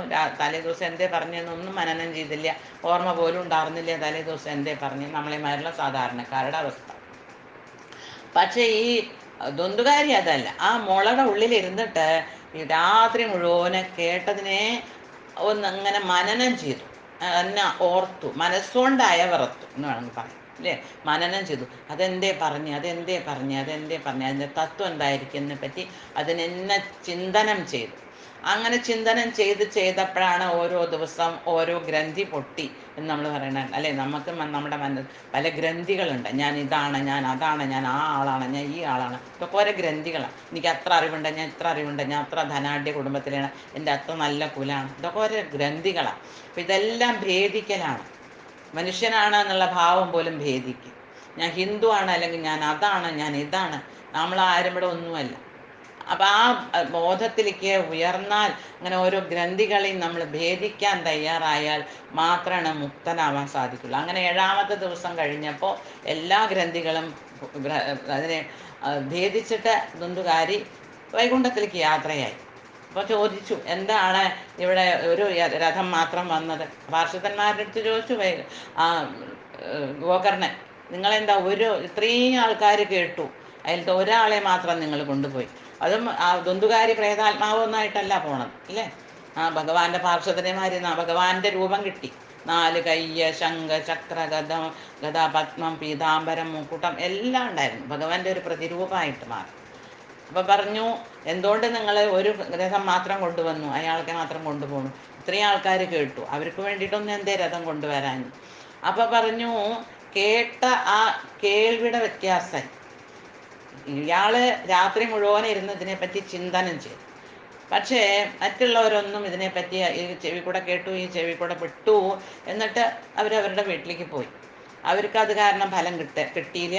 വൈകുണ്ഠത്തിലേക്ക് അവർ വൈകുണ്ഠപ്രാപ്തിക്ക് അവർ അർഹരല്ല. അപ്പോൾ ചിന്തനം, മനനം വളരെ അത്യാവശ്യമാണ്. അപ്പം ഇവിടെ അങ്ങനെ ചിന്തനം ചെയ്യുന്നവർ, അഥവാ യോഗികളായിട്ടുള്ള മനീഷികളായിട്ടുള്ളവർ എന്താണ്, അവര് അല്ലെങ്കിൽ ആ ഭക്തന്മാർ ബുദ്ധിയുക്ത കർമ്മജം ഫലം ത്യക്വ, അവര് അവരെന്താണ്, ബുദ്ധിയുക്തരായിട്ട് എന്ന് പറഞ്ഞാൽ അവർ തന്നെ വിവേകികളായിട്ട് നല്ല വിവേകത്തോടു കൂടെ അവർ സേവന നിരതരാവും. സേവ ചെയ്യണം നമ്മൾ അല്ലേ? നമ്മുടെ വിത്തജ, നമ്മുടെ ശരീരം കൊണ്ട്, നമ്മുടെ കയ്യിൽ എന്തുണ്ട് അതുകൊണ്ട് നമ്മൾ സേവ ചെയ്യാൻ തയ്യാറാണ്. ഈ ലോകത്ത് നമുക്ക് എന്തെങ്കിലും ഒന്ന് ചെയ്യാൻ സാധിക്കും, അത് നമ്മുടെ സേവയാണ്. ചിലപ്പോൾ ശരീരം കൊണ്ട് സേവയുടെ ആവശ്യം, ചിലപ്പോൾ നമ്മുടെ ധനം കൊണ്ടായിരിക്കാം, ചിലപ്പോൾ നമ്മുടെ വെറും ഒരു വാക്ക് മതിയാവും ഒരു സേവ. അങ്ങനെ പല തരത്തിലുള്ള ഏത് തരത്തിലുള്ള ഒരു സേവ ചെയ്യാൻ അത്തരം വ്യക്തികളെ, വിവേകികളായ വ്യക്തികളെ എപ്പോഴും സേവ ചെയ്യാൻ തയ്യാറായിട്ട് അതിൽ നിരതരായിട്ട് അതിൽ നിന്നുള്ള ഉണ്ടാവണം, ആ കർമ്മത്തിൽ നിന്നുണ്ടാവണ ഫലത്തിനെ അവരെല്ലാം ത്യജിക്കും. എനിക്ക് അത്ര ഞാൻ ചെയ്തു, എനിക്ക് ഇത്രയും പുണ്യം വേണം എന്നുള്ള യാതൊരു ഡിമാൻഡും ഇല്ല. അങ്ങനെ അതിനെല്ലാം ത്യജിച്ചിട്ട് ജന്മബന്ധ വിനിർമുക്ത, ജന്മമാകുന്ന ആ ബന്ധനത്തിൽ നിന്ന്, ജന്മബന്ധ വിനിർമുക്ത. ഈ ജന്മം ഒരു ബന്ധനം തന്നെയല്ലേ? നമ്മൾ ഈ ഒരു ശരീരത്തിൻ്റെ ഉള്ളിൽ കെട്ടിക്കിടക്കാണ് ആത്മാവ്. അതിന് സ്വതന്ത്രനായിട്ട് ഒരു പക്ഷിയെ മാതിരി പറന്നു പോവാൻ നല്ല ആഗ്രഹമാണ്, പക്ഷെ നിവൃത്തിയില്ല. സ്വർണ്ണക്കൂടാണെങ്കിലും ബന്ധനമാണ് അല്ലേ? അപ്പം ആ ബന്ധനത്തിൽ നിന്ന് മുക്തനാവാൻ ഓരോ ആത്മാവും ആഗ്രഹിക്കേണ്ട, പക്ഷെ സാധ്യമല്ല. കാരണം എന്താണ്, ഈ കർമ്മഫലങ്ങളെ ഒരു കൂടായിട്ട് അതിൽ അടച്ചിട്ടിരിക്കുകയാണ്. അപ്പം അതിനെ ഒന്ന് തുറക്കാൻ അതിന് സാധ്യമല്ല. അത് തുറക്കണമെങ്കിൽ എന്ത് വേണം? അതിൻ്റെ കൂട് ആരെങ്കിലും തുറന്നു തരണം. ആര് തുറന്നു തരും? കാരണം ഭഗവാനും കൂടി ചെയ്യാൻ നിവൃത്തിയില്ല. സ്വയം ആത്മാവിന് വിചാരം വേണം, എനിക്ക് മുക്തനാവണം. പക്ഷിക്ക് ആഗ്രഹം ഉണ്ടാവും, പക്ഷേ ഓരോ ആത്മാവിനും ആഗ്രഹം ഉണ്ടാവും, പക്ഷെ അതിൻ്റെ കർമ്മഫലങ്ങൾ അതിനെ കെട്ടിവെക്കണം. മനസ്സിന് എപ്പോഴും കണക്ക് കൂട്ടില്ല, ഞാൻ ഇത്ര പുണ്യം ചെയ്തിട്ടുണ്ട്, അപ്പം അതിൻ്റെ ഫലം എനിക്ക് കിട്ടിയേ പറ്റൂ. ഞാൻ ഇത്ര വായിച്ചു, ഇതിൻ്റെ പുണ്യം എനിക്ക് കിട്ടിയേ പറ്റൂ. ഇത്ര ഞാൻ ഇവിടെ തീർത്ഥം ചെയ്തു, എനിക്ക് അതിൻ്റെ പുണ്യം കിട്ടിയേ പറ്റൂ. അത്ര ചിന്ത ഉള്ളവർക്ക് ഒരിക്കലും ഇവിടുന്ന് ഈ ബന്ധനത്തിൽ നിന്ന് മുക്തനാവാനും സാധിക്കില്ല എന്നാണ് ഭഗവാൻ പറയണത്. ആ ജന്മമാകുന്ന ബന്ധനത്തിൽ നിന്ന് മുക്തരായിട്ട് അനാമയം പദം ഗച്ഛന്തി, അവര് അനാമയമായ, ആമയം എന്ന് പറഞ്ഞാൽ എന്താണ്? ദുഃഖം.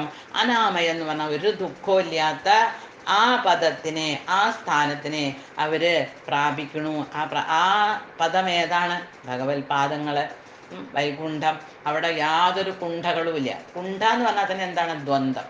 എൻ്റെ നെൻ്റെ എന്നൊരു വീടുണ്ടെങ്കിൽ, ഒരു വീട്ടിൽ 2 വ്യക്തികളേ ഉള്ളൂ, അവിടെ എൻ്റെ നെൻ്റെ എന്ന് പറഞ്ഞാൽ അവിടെ വൈകുണ്ഠം അല്ലാതെ അവിടെ അത് ഒരു നരകം തന്നെയാണെന്ന് വേണമെങ്കിൽ പറയാം അല്ലേ? അപ്പം ആ കുണ്ഠകളുണ്ട്. എൻ്റെ സാധനം എൻ്റെ എൻ്റെ എൻ്റെ എന്നുള്ള വിചാരം എവിടെ ഉണ്ടായോ അവിടെ വൈകുണ്ഠം ആവാൻ പറ്റില്ല. അപ്പം വൈകുണ്ഠം സാക്ഷാൽ ഭഗവാന്റെ ലോകത്ത് അവിടെ എൻ്റെ എന്നുള്ളതില്ല, എല്ലാം ഒന്നാണ്. അപ്പം ഇപ്രകാരം പുണ്യഭാവ ചിന്ത കൂടാതെ ഭഗവത് ഭക്തി സേവനത്തിൽ, അത് വിവേകപൂർവമുള്ള ആ സേവനത്തിൽ മുഴുകിയിട്ടുള്ള ഋഷീശ്വരന്മാർ അഥവാ യോഗികള് ഭൗതിക ലോകത്തിലെ കർമ്മഫലങ്ങളിൽ ആസക്തരല്ല. അവർ ആ ആസക്തിയെല്ലാം ത്യജിച്ചവരാണ്. അത് കാരണം അവർക്ക് ജനന മരണ ശൃംഖലയിൽ നിന്ന് മോചിതരാവാൻ സാധിച്ചു. അവര് ആ വൈകുണ്ഠപ്രാപ്തരായി. അങ്ങനെ എല്ലാ കഷ്ടതകളിൽ നിന്നും അവര് മുക്തരായി. ആ മുക്ത അവസ്ഥ ഇതന്നെയാണ് മുക്തി എന്ന് പറയണത്. നമ്മളിപ്പോൾ മുക്തി എന്ന് പറഞ്ഞാൽ എന്താണ്? ഒരു രഥവും വന്നിട്ട് നമ്മളെ പൊക്കി പിടിച്ച് കയ്യിലിട്ടിട്ട് കൊണ്ടുപോകില്ല. നമ്മൾ തന്നെ സ്വയം മുക്തരാവാൻ വേണ്ടി പ്രയത്നിക്കണം. മോക്ഷം എന്ന് പറഞ്ഞാൽ തന്നെ എന്താണ്? മോഹക്ഷയം, എനിക്കത് വേണം എനിക്കിത് വേണമെന്ന് രണ്ട് കയ്യിലും ഇങ്ങനെ എന്തെങ്കിലും പിടിച്ചുകൊണ്ടിരുന്നാൽ നമുക്ക് ഒരിക്കലും മുക്തരാവാൻ സാധിക്കില്ല. അപ്പോൾ നമ്മൾ കേട്ടിട്ടുണ്ടാവും ഈ കുരങ്ങനെ പിടിക്കണ ഒരു ഐഡിയ ഉണ്ട്, കുരങ്ങനെ എങ്ങനെ പിടിക്കാം. ഈ കുരങ്ങനെ പാമ്പാട്ടികളൊക്കെ കുരങ്ങനെ കളിപ്പിക്കും അല്ലേ. അപ്പോൾ ഈ കുരങ്ങനെ പെട്ടെന്നൊന്നും പിടിക്കാൻ പറ്റില്ല. അതിനെ പിടിക്കാൻ അവരുടെ ഒരു ഐഡിയ ഉണ്ട്. അവർ അതിൻ്റെ കഴുത്ത് നന്നേ ചെറിയതായിട്ടുള്ള ചെറിയ ഒരു കുടം വയ്ക്കും ആ കാട്ടിലോ എവിടെ കുരങ്ങന്മാരുള്ള ചാവട്ട്. എന്നിട്ട് അതിൽ കുറേ അതിനിഷ്ടപ്പെട്ട ഈ കടല, വറുത്ത കടല അതിൻ്റെ ഉള്ളിലിട്ടേക്കും. അല്ലെങ്കിൽ അതിന് വേറെ ഇഷ്ടമുള്ള എന്തെങ്കിലും ഭക്ഷണം അതിൻ്റെ ഇട്ടേക്കും. കടലയാണ് അത്രയും ഏറ്റവും അധികം ഇഷ്ടം. അപ്പോൾ അത് അതിലിട്ട് വെച്ചിട്ടുണ്ട്. അതിൻ്റെ വായ നന്ന ചെറുതാവും, ഒരു കൈ അങ്ങോട്ട് കടത്താൻ പറ്റും, അത്രേ ഉള്ളൂ. അപ്പോൾ ഈ കുരങ്ങന്മാർ ആദ്യം വന്ന് നോക്കും, ആളവിടുത്തെ വെച്ചിട്ട് അവിടെ നിന്ന് പോവും. അപ്പോൾ ഈ കുരങ്ങന്മാരിങ്ങനെ വന്ന് നോക്കും, എന്താണിതിൽ. ആദ്യമൊന്നും കൈയിടില്ല, പേടിച്ചിട്ട് മാറി നിൽക്കും. പിന്നെ ധൈര്യം പിടിച്ചിട്ട് ഒരുത്തൻ കൈയിടും, അത് നോക്കും. അപ്പം എന്താണ്, അപ്പം നല്ല സാധനമാണ്, കടലയാണ്. അപ്പോൾ കടലിട്ടിട്ട് കൈ എടുത്തിട്ട് നിറയും, കൈ നിറച്ച് ഇങ്ങനെ മടക്കി പിടിക്കും. മടക്കി പിടിച്ചിട്ട് അതിന് പുറത്തേക്ക് എടുക്കാൻ പറ്റുമോ? കൈ വിട്ടാൽ പുറത്തേക്ക് എടുക്കാം, പക്ഷെ കൈ വിടാൻ തയ്യാറല്ല, കടല വിടാൻ തയ്യാറല്ല. അപ്പം എന്താ ചെയ്യുക? അതിൻ്റെ ഉള്ളിൽ തന്നെ ഇരുന്നിട്ട് അവിടെ തന്നെ ഇരിക്കും. അങ്ങനെ ഇരിക്കുമ്പോൾ കുറേ കഴിയുമ്പോൾ അതിനെ പിടിക്കാൻ അത് വെച്ച ആൾ വരും. എന്നിട്ട് അവൻ്റെ മേലെ വലയിടും, അവനെ പിടിച്ചുകൊണ്ട് പോകും. ഇത് തന്നെയാണ് ഈ മായി നമ്മുടെ നേരെ ചെയ്യണത്. നമുക്ക് പല പ്രലോഭനങ്ങൾ തരും. ഇത് തന്നു, അത് തന്നു, ഇത് തന്നു, ബന്ധനം, നല്ല അച്ഛനെ തന്നു, അമ്മയെ തന്നു, മക്കളെ തന്നു, വീട് തന്നു, ആ നല്ല കുടുംബം തന്നു, അതായി ഇതായി. അപ്പം നമ്മളിതിലങ്ങടും ഭ്രമിച്ചു. ഇതന്നെ നമ്മുടെ ലോകം, ഇതന്നെ എൻ്റെ ലോകം എന്നും പറഞ്ഞാണ്ട് ഭ്രമിച്ചിട്ട് അതൊന്നും വിടാൻ തയ്യാറില്ല. അപ്പോൾ വീണ്ടും പിന്നെ കർമ്മങ്ങൾ ചെയ്യായി, ആ കർമ്മം ചെയ്തു, ഈ കർമ്മം ചെയ്തു, അത്ര പുണ്യമായി, ഇത്ര പുണ്യമായി, എൻ്റെ പാപം തീരണം, എനിക്ക് കുറേ പുണ്യം കിട്ടണം. അപ്പോൾ ഈ പുണ്യം അനുഭവിക്കാൻ വേറെ അയൽവക്കക്കാർ വരുമോ? നമ്മൾ തന്നെ അനുഭവിച്ച് തീർക്കണ്ടേ? പാപമാണെങ്കിലും പാപം ആരും മേടിക്കാൻ വരുന്നില്ല. അപ്പോൾ പുണ്യം നമ്മൾ നമ്മുടെ കയ്യിൽ വെക്കാൻ തയ്യാറാവും. പാപം ആരെങ്കിലും ഒന്നുമില്ലെങ്കിൽ ഭഗവാനോട് പറയും, ഭഗവാനെ ഈ പാപമൊക്കെ ഭഗവാൻ അങ്ങോട്ട് എടുത്തു, എനിക്ക് പുണ്യം തന്നാൽ മതി. പക്ഷെ ഭഗവാൻ പറയാം, അങ്ങനില്ല, ഒന്നിൻ്റെ കൂടെ ഒന്ന് ഫ്രീ. അപ്പം നീ പുണ്യം നിൻ്റെ കൂടെ വെക്കുകയാണെങ്കിൽ പാപം നീ തന്നെ എടുത്താൽ മതി. അപ്പം അങ്ങനെ ആ വ്യക്തിയെ ഒരിക്കലും ദൈവസന്നിധിയിൽ അല്ലെങ്കിൽ ഭഗവത് പ്രാപ്തി സാധ്യമല്ല, വൈകുണ്ഠപ്രാപ്തി സാധ്യമല്ല എന്നാണ് പറയണത്. അപ്പം മുക്തരായിട്ടുള്ള ജീവാത്മാക്കൾ എന്നാൽ ജീവിച്ചിരിങ്ങിയപ്പം തന്നെ ജീവൻ മുക്തരായിട്ടുള്ള കർമ്മഫല ഇച്ഛയില്ലാത്ത വ്യക്തികൾ, അവർക്ക് ഭൗതിക ദുഃഖങ്ങളില്ലാത്ത സ്ഥലത്തേക്ക് അഥവാ വൈകുണ്ഠത്തിലേക്ക് അവർക്ക് വേഗം പ്രവേശനം കിട്ടും. സാധാരണക്കാരായിട്ട് കർമ്മഫലങ്ങളിൽ കടിച്ചു തൂങ്ങിയിരിക്കണവർക്കോ ആ ലോകത്തേക്ക് പ്രവേശനം ഇല്ല എന്നാണ് ഭഗവാൻ പറഞ്ഞു കൊടുക്കുന്നത്. യഥാ ദേ മോഹകലിലം ബുദ്ധിർവ്യതിതരിഷ്യതി തഥാ ഗന്ധാസി നിർവേദം ശ്രോതവ്യസ്യ ശ്രുതസ്യ ച. യഥാ തേ ബുദ്ധി മോഹകലിലം വ്യതിതരിഷ്യതി. യഥാ എപ്പോഴാണോ തേ ബുദ്ധി നിൻ്റെ ബുദ്ധി അർജുന, നിൻ്റെ ബുദ്ധി ആ മോഹകലിലം വ്യതിതരിഷ്യതി, മോഹകലിലമായിട്ടുള്ള, മോഹം എന്ന് പറഞ്ഞാൽ അവിടെ മായ എന്ന് വേണം മനസ്സിലാക്കാം. യ എന്ന് പറഞ്ഞു, എന്ന് പറഞ്ഞാൽ നമുക്ക് തോന്നും ഉണ്ട്, ഇല്ല എന്ന് പറഞ്ഞാൽ ഉണ്ടെന്ന് തോന്നും, ഇല്ലാത്ത ഒരു വസ്തു ഉണ്ടെന്ന് തോന്നും. പക്ഷെ ഇതിനെ നമ്മൾ നേരത്തെ വേദത്തിനെ പറഞ്ഞത് തന്നെ, ഇതിനെ തിരസ്കരിക്കാൻ പറ്റില്ല. ഇത് വ്യാവഹാരിക സത്യമാണ്. നമ്മൾ മായ, ഈ ശരീരം ഇപ്പം നമ്മുടെ ഇത് മായ കൊണ്ടുള്ളതാണ്, പഞ്ചഭൂതങ്ങളാണ്, ഇതിനെ നമുക്ക് തിരസ്കരിക്കാൻ പറ്റില്ല. നമ്മളിവിടെ ഇരിക്കണു, ഇതിനെ തിരസ്കരിക്കാൻ പറ്റില്ല. ഇല്ല എന്ന് പറയാൻ പറ്റും, പക്ഷെ പെർമനൻ്റ് അല്ല, എന്നയ്ക്കും വേണ്ടിയിട്ടുള്ളതല്ല. എന്നെങ്കിലും ഒരു ദിവസം ഇത് നശിച്ചു പോകും. അത് കാരണം നശ്വരമായത്, നാശത്തിന് അധീനപ്പെട്ടത് എന്ന് വേണം നമ്മൾ പറയാൻ. അല്ലാണ്ട് ഇത് വ്യവഹാര സത്യമാണ്, ഇതും ഒരു സത്യമാണ്. നമ്മുടെ ഈ കാണുന്നതെല്ലാം ഒരു സത്യം തന്നെയാണ്, പക്ഷെ ഇത് വ്യവഹാര സത്യമാണ്, പരമാർത്ഥ സത്യമല്ല. പരമാർത്ഥ സത്യം എന്താണ്? പരമാത്മാവ് മാത്രമേ ഉള്ളൂ. പരമാത്മാവല്ലാത്ത എല്ലാതും വ്യവഹാര സത്യങ്ങളാണ്, മായയാണ്. അപ്പം അതിനെ നമുക്ക് തിരസ്കരിക്കാൻ പറ്റില്ല, പക്ഷെ മനസ്സിലാക്കണം ഇത് എന്നൊക്കെയുള്ളതല്ല, ഇന്നല്ലെങ്കിൽ നാളെ ഇത് നശിക്കാനുള്ളതാണെന്ന്. അപ്പം മോഹകലിലം, ആ മായയാകുന്ന കാടിന് കാടെന്ന് പറഞ്ഞാൽ തന്നെ എന്താണ്, നമുക്കവിടെ അജ്ഞാനം എന്ന് വേണം മനസ്സിലാക്കാൻ. ഈ മായ മുഴുവൻ അജ്ഞാനമാണ്. ഇവിടെ എത്രയോ ജീവജാലങ്ങളും അതിൻ്റെ കാണുമ്പോൾ നമ്മൾ ധരിക്കും ഇതിൻ്റെ ഉള്ളിലൊക്കെ ഒരു മൃഗാണെങ്കിൽ അതിനെ മൃഗം മൃഗം മൃഗം എന്ന് വിചാരിക്കും. അല്ല, പക്ഷികളെയൊക്കെ പക്ഷിയാണ്. പക്ഷെ അതിൻ്റെ ഉള്ളിലും നമ്മുടെ ഉള്ളിലിരിക്കുന്ന ആത്മാവ് ഏകമാണ്. തമ്മിൽ ഒരു വ്യത്യാസവും ഇല്ല. ഒരു ചണ്ടാലിനെ കണ്ടാൽ ഇവനൊക്കെ ചണ്ടാലൻ, കൊള്ളത്തില്ല കൊള്ളത്. അങ്ങനെയല്ല, അവൻ്റെ ഉള്ളിൽ, ഒരു ബ്രാഹ്മണൻ്റെ ഉള്ളിലിരിക്കുന്ന ആത്മാവ് ഏകമാണ്. തമ്മിൽ ഒരു വ്യത്യാസവും ഇല്ല. അപ്പം അതിനെ മാറ്റി നിർത്തുന്നത് അജ്ഞാനമാണ്. ഇതാണ് ഒരു ചണ്ടാലനാണ്, അവൻ കൊള്ളില്ല, ഇത് ബ്രാഹ്മണനാണ്, ഇത് നല്ലതാണ് വിചാരിക്കുന്നത്. ഇത് നമ്മളെ മായയാണ് ഇങ്ങനെ പറഞ്ഞ് മനസ്സിലാക്കുന്നത്. അതിൻ്റെ അർത്ഥം എന്താണ്? നമ്മൾ അജ്ഞാനത്തിലാണ് എപ്പോഴും. ആ ബ്രഹ്മബോധം, ആ ബ്രഹ്മതത്വത്തിനെ പറ്റി മനസ്സിലാക്കിയിട്ടില്ല, സാധാരണക്കാരാണ് എന്നാണ്. അപ്പം ആ ബ്രഹ്മമാകുന്നതിനെ പ്രാപിക്കണമെങ്കിൽ എന്ത് ചെയ്യണം? ഈ മായയാകുന്ന കാടിനെ വ്യതിദർശതി, അതിനെ തരണം ചെയ്യണം.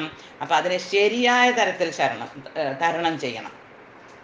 തഥാ മാത്രമാണ് നിനക്ക് ശ്രോതവ്യസ്യ ശ്രുതസ്യ. ആ ശ്രുതി എന്ന് പറഞ്ഞ എന്താണ്?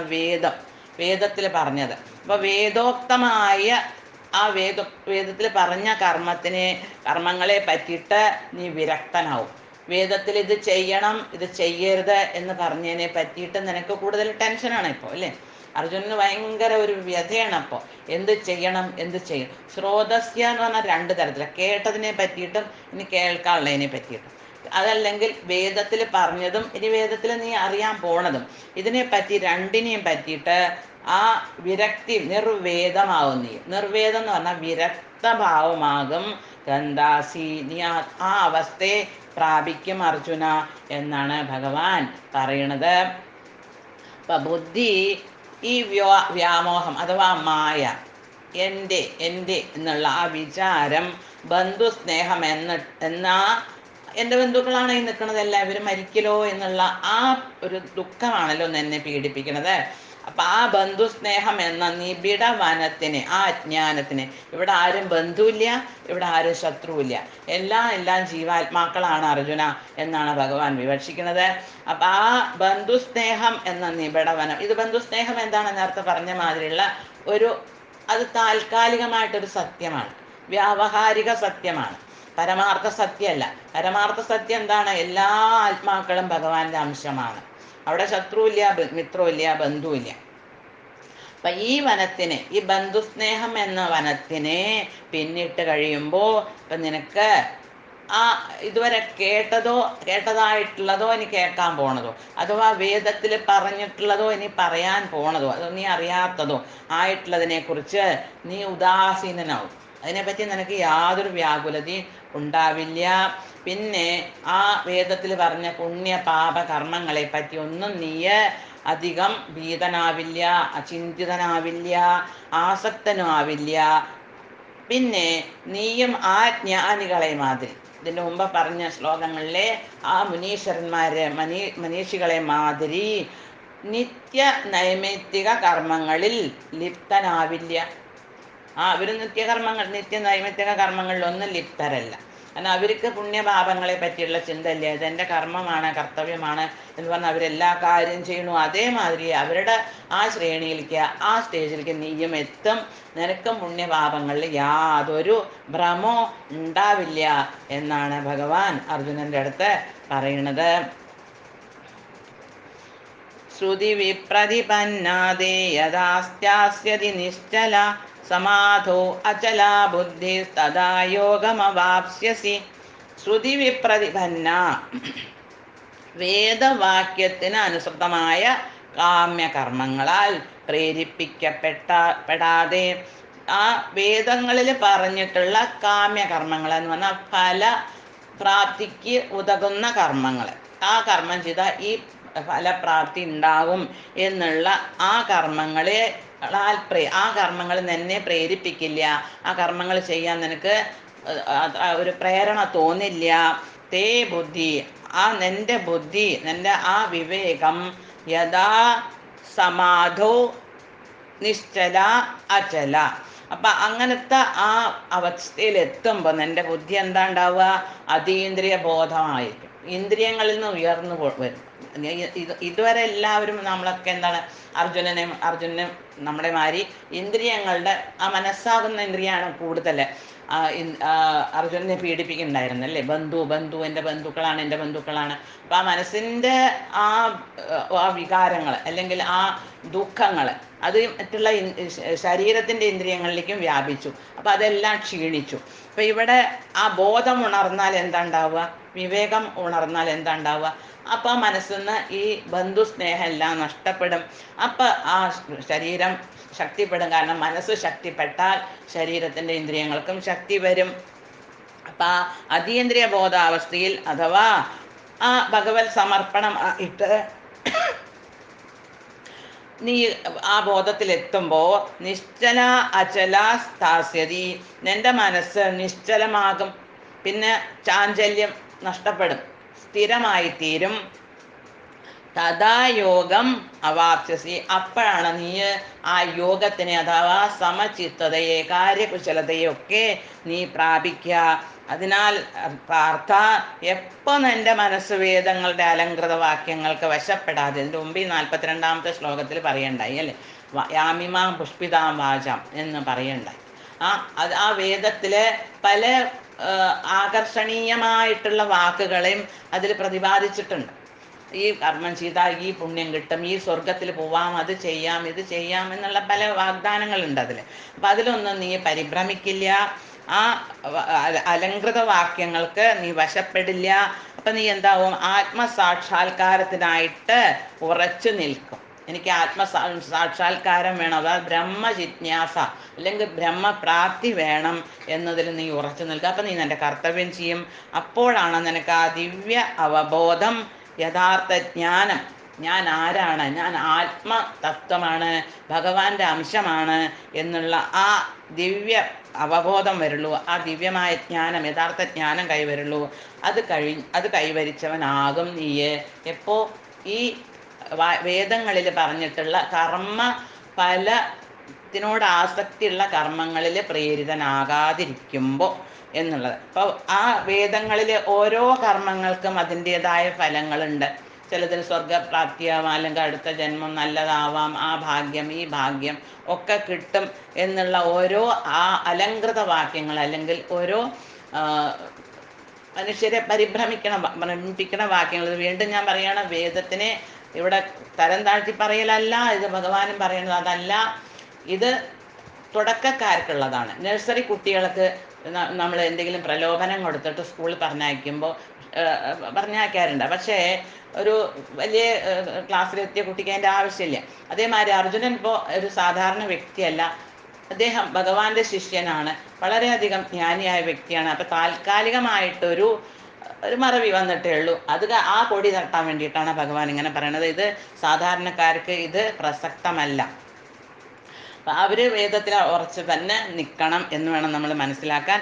സമാധിസ്ഥനാവുക എന്ന് പറഞ്ഞാൽ സമചിത്തത അഥവാ ആ താൻ പരമാത്മാവിൻ്റെ അംശമാണ് എന്ന ബോധവാനാകുക എന്നാണ് അർത്ഥം.